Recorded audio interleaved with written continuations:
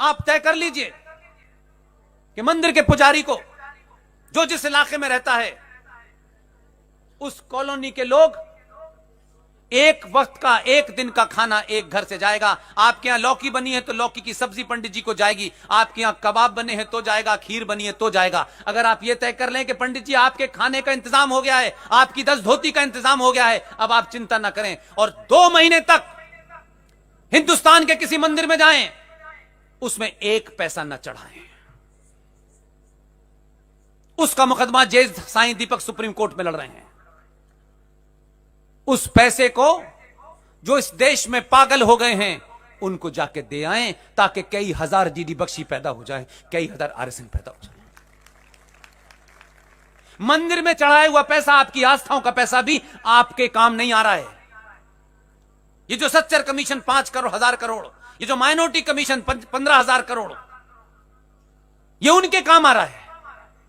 उनको IAS PCS बनाया जा रहा है, और एक पीसीएस बनने के बाद झारखंड के अंदर एक पुलिस वाला अपने घर के अंदर सरकारी निवास में बैठ करके जिहाद की ट्रेनिंग दे रहा है।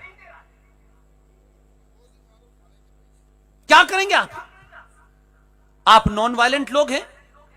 नॉन वायलेंट तरीके बता रहा हूं, वायलेंट नहीं बता रहा, क्योंकि वायलेंट आदमी तो भेज दिया आपने वहां। आप मंदिरों पर जाएं, पूजा करें, प्रसाद चढ़ाना है तो बूंदी के लड्डू चढ़ा दें, सरकार से कहें हम इसमें से ले जाएं चौथा हिस्सा और खा लें इसको। आप अपने हाथ में जो है वो करिए। आप मंदिरों पे पैसा 2 महीने मत चढ़ाइए। जो भी पैसा चढ़ाना है कहीं शहर के हिस्से में उस डिब्बे में डाल दीजिए,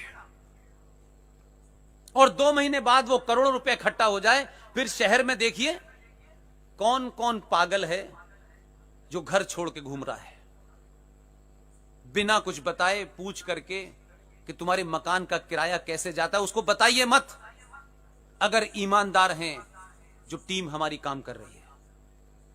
हमारे पास 2 पैसे नहीं है, हम कोशिश करते हैं कि किसी के यहां क्राइसिस ये है, उसके मकान मालिक से नंबर लेते हैं, यार इसके यहां पैसा पहुंचा देना। उसको नहीं बताते देखो तुम्हारा हम मकान का किराया दे रहे हैं, ये मत करिए। उसके सम्मान को चोट मत पहुंचाइए। मंदिर में चढ़ाने वाले पैसे को तो आप दिखा के नहीं चढ़ाते, वो चुपचाप से चढ़ाते हैं। उतनी ही ईमानदारी के साथ इस देश में जो 10-15 लोग पागल हैं उनकी मदद करिए। 2 महीने करके तो देखिए, वो तो ज़कात निकालते हैं। आपके यहां तो दसत का कंसेप्ट था, धर्मांश का कंसेप्ट था, आपने उसे भुला दिया। हमारे समाज में भी था, हमारी सभ्यता में भी था कि जो आप ईमानदारी का पैसा कमाते हैं उसका 10वां हिस्सा आपको अपने रिश्तेदारों में, अगर कोई पीछे कमजोर रह गया है उसको 6% और 4% समाज को जाएगा पैसा। हमारे यहां भी था, आप ही से लिया है। वो 1400 साल पहले आए हैं, और क्या गजब के लोग हैं वो। 1400 साल पहले 632 में प्रॉफिट मोहम्मद की डेथ हुई, तब से इस्लाम आया। यही कह रहे हैं, मोहम्मद साहब के माता पिता की डेथ हो गई, बहुत बचपन में ये छोटे थे, अगर वो जिंदा होते तो ये ना हरकतें करते, लेकिन उनके दादा दादी ने इनको पाला। अब उनसे ये पूछ लो कि इनके दादा दादी कौन थे, तो कह यार ये बातें मत करा करो हमसे। इस्लाम जब आया 632 में, तो भाई साहब उससे पहले था क्या? दादा दादी कौन थे तुम्हारे? वहीं से गड़बड़ चल रहा है तुम्हारा तो मामला। तो ये सवाल नहीं पूछते आप।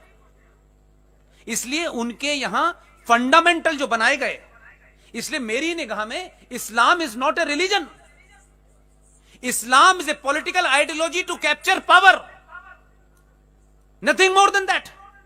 इसलिए क्या है, रोजा रखिए, युद्ध में अगर खाना ना मिले तो उसकी प्रैक्टिस होनी चाहिए। ज़कात दीजिए कि अपनी कमाई का 5% हम मजहब के लिए देंगे, हथियार, गोला बारूद, सामान। नमाज 5 वक्त असेंबल हुई है, एक साथ बैठिए। मोहल्ले के क्राइसिस क्या हैं ये समझिए। जब जुमे की नमाज हो तो मोहल्ले के बाहर के 15 मोहल्लों के लोग एक साथ पढ़िए, तो उस मोहल्ले में क्या हुआ, इस मोहल्ले में क्या होगा, कहां क्या करना है उसको मिलिए। और ईद के मायने से साल में एक बार एक दूसरे के घर से वैया खाइए। और ईमान की कमाई से पूरी दुनिया से मिलने के लिए हज करने चाहिए। पूरा पैटर्न यही है, उन्होंने उसे मजहब का नाम दे रखा है, इसी से चल रहे हैं। मक्का जाएंगे, पूरी दुनिया के मुसलमानों से बातचीत तय हो जाएगी। जुमे की नमाज में 4 मोहल्ले इकट्ठे हो जाएंगे, रोजाना नमाज अपने मोहल्ले में पढ़ेंगे। रोजा रखेंगे कि अगर बुरा वक्त आ गया, फाका करना पड़ा, 4 दिन भूखा रहना पड़ा, उसकी प्रैक्टिस करेंगे। और पूरी दुनिया में इस्लाम तलवार से फैला। फारूक अब्दुल्ला के बाप दादे इकबाल मोहम्मद, जिसने आपका तराना लिखा है, जो पाकिस्तान का सबसे बड़ा शायर माना जाता है, उसके पूर्वज सप्रू ब्राह्मण थे। ये उनके डॉक्यूमेंट में है। तो मोहब्बत से फैल रहा है इस्लाम। कहां फैल रहा है? मोहब्बत से तो बच्चे फैल रहे हैं। आप दुरुस्त फैक्ट पे बात कीजिए। इसलिए मेरी दरखास्त है कि इस शहर में, इस देश में बहुत सारे दीवाने घूम रहे हैं। मैं ही अकेला नहीं हूं। मुझसे बेहतर बोलने वाले, मुझसे अच्छे बोलने वाले, मुझसे अच्छी तरह दूसरी बात रखने वाले, अपने सब्जेक्ट के माहिर लोग हैं। ये सिलसिला टूटने ना पाए, इसको जारी रखिए। और जब तक चलाइए जब तक इस सभा में बैठने वाला एक भी आदमी जो उठ के यहां से जाए और यह कहता हुआ जाए यार टाइम मेरा बर्बाद हो गया, जब तक उसको नहीं समझ में आ जाता तब तक इस तरीके की सभाओं को करते रहिए। आप सब लोग धनाढ्य लोग हैं, संपन्न लोग हैं, जो जरूरतमंद लोग हैं उनकी मदद कीजिए। मदद करते वक्त बताइए मत कि हम मदद करने आए हैं। घरों में जाएं तो सोफे के नीचे पैसे रख के चले आए, घरों में जाएं तो उनकी अलमारी में पैसा रख के चले आए। 10 लोगों में उस पैसे को गाएं ना कि हमने तुमको 2000 रुपए हम देने गए थे। ये मत करिए। जो लोग अपना घर बार छोड़ के आए हैं उनके अंदर इस ईगो की वजह से वो जिंदा हैं। इसी ईगो ने उनको यहां तक लेके आए हैं। उनकी ईगो को हर्ट मत करिए मदद के नाम पे। इसलिए अपने सफ़ें सीधी कर लीजिए। इस्लाम में नमाज पढ़ते वक्त जो इमाम साहब आगे खड़े होते हैं वो कहते हैं सफ़ें सीधी कर लीजिए। कभी सुना है आपने? आप मुझसे पूछ लिया कर लिए कुरान के बारे में। सफ़ें सीधी करने का मतलब यह होता है कि जो लाइन लगाते हैं, लाइन लगा लगा खड़े हो जाते हैं, उसमें भी जाहिल बहुत है, ऐसी बात नहीं। वो जाहिल ये समझते हैं कि सफ़ें सीधी करने का मतलब है कि लाइन से खड़े हो जाना है, बिल्कुल एक हाथ का फासला लेके, कहीं लाइन नहीं बिगड़नी चाहिए ना। इस्लाम में सफ़ें सीधी करने का मतलब है नाउ यू रेडी, आप पूरी दुनिया से डिसअटैच हो जाइए। सिर्फ इस वक्त आप अल्लाह से बात करनी है।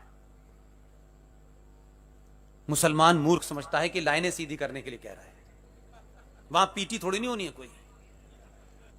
और हम न कुरान पढ़ते हैं, न हदीस पढ़ते हैं, न गीता पढ़ते हैं, न रामायण पढ़ते हैं, लेकिन एक्सपर्ट सब पर है।